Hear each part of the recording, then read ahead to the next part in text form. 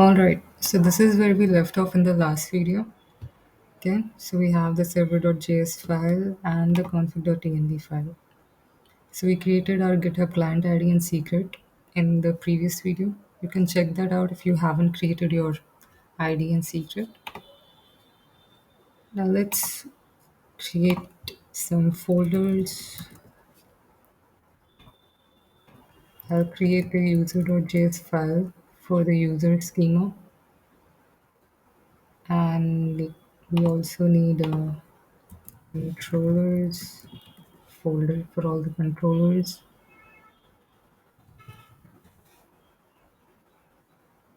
And of course our views. In our views we need our index.js.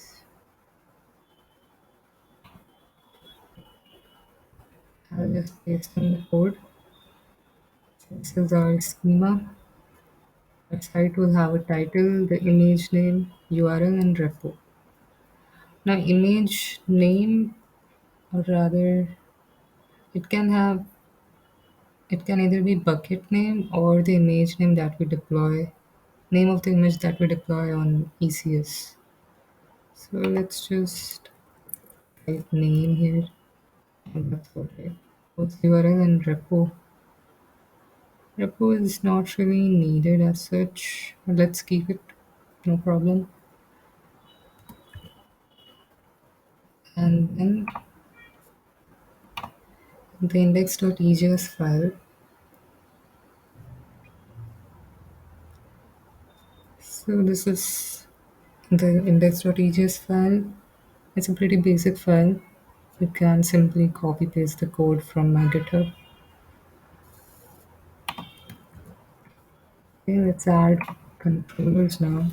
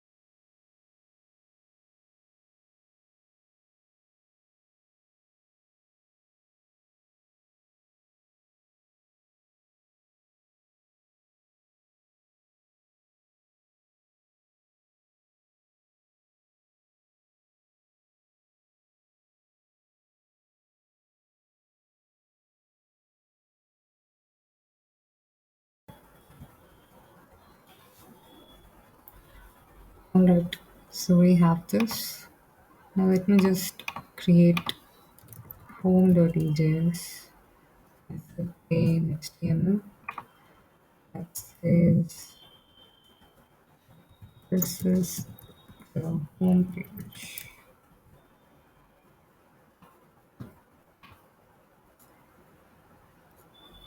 So what are we doing here exactly is we are fetching the access token and then storing it inside a cookie and then redirecting it to success URL, which is successful authentication.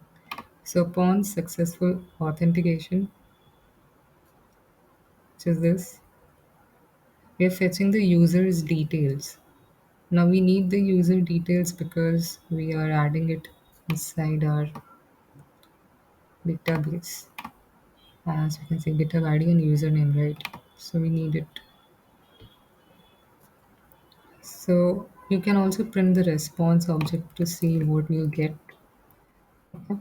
It's a pretty a long response, and yeah, so we are saving the details if the user is new, okay, and then we are saving the details inside the cookie. Else simply some error. Now you can also check for status. If response,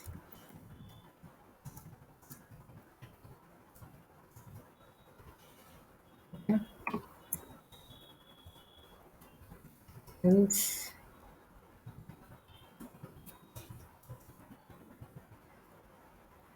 error, and the same thing that we did here. Let me,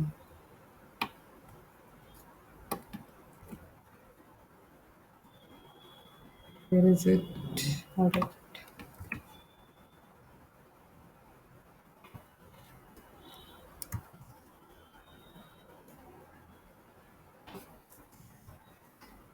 it should have been a JSON response. Just a second.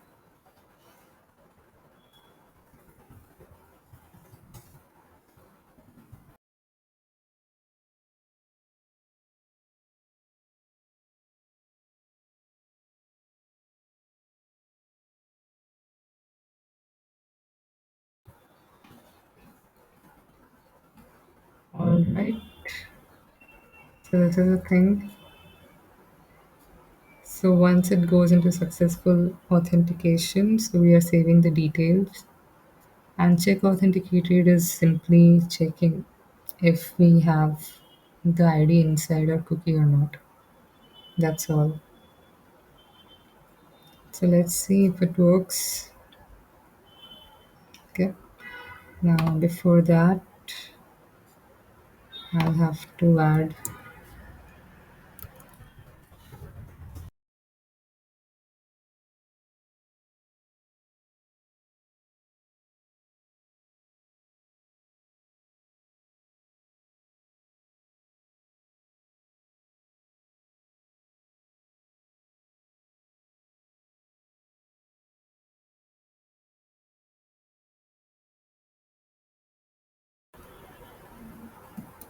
Right, let's test it out.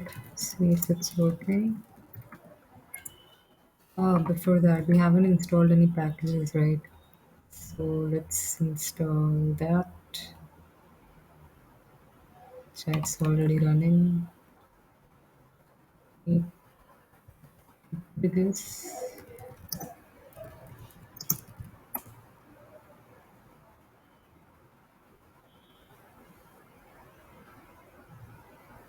Okay, so we have our package.json file ready. Now we need express, body parser, complete parser, mongoose, actuals, .env, right, and course.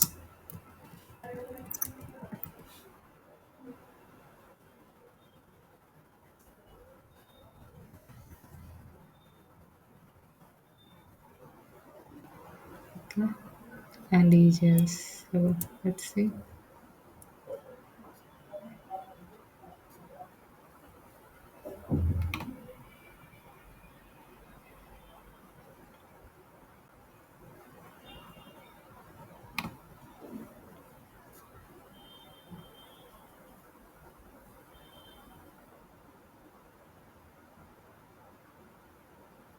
Okay, so we have installed all these packages.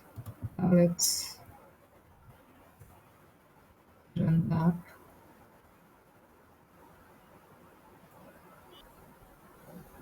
Now let's see if the app works.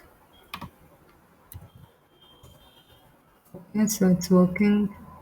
Let's click on this button and check for the console output. So what should happen is we should be getting some response because of this console.log.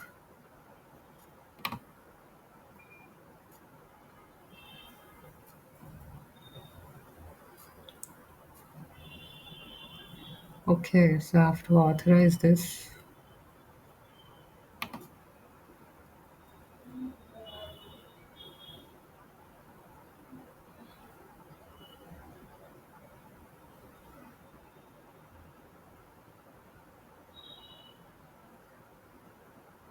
Okay, I'm getting an error. Let's see. Success.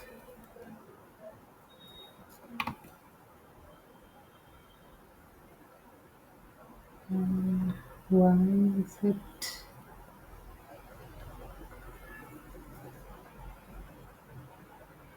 Ah, okay, okay.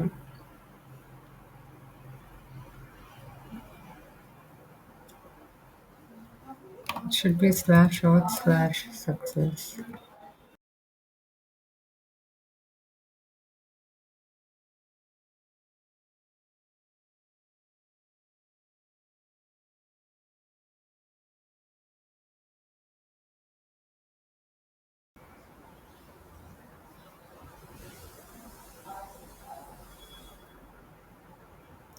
I don't think it will ask me for authorizing the application again.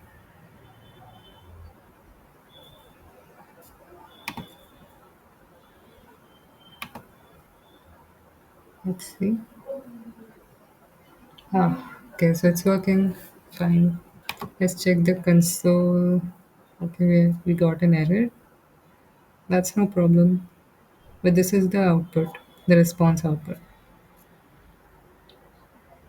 You see how long the response is from GitHub API?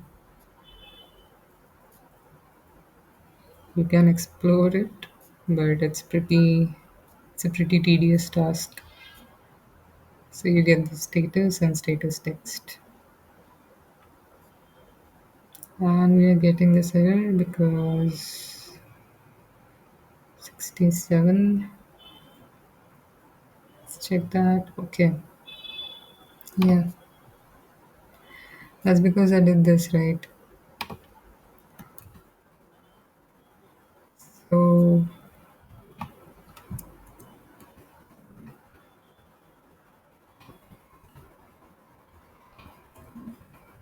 7, something like this.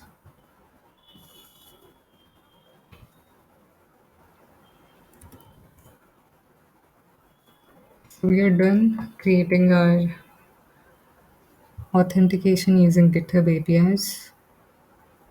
Okay. In the next part, I'll show you. We'll finally work with Pulumi. Okay. With Pulumi and AWS. So from the next video onwards, it will be really cool. And yeah, see you in the next one.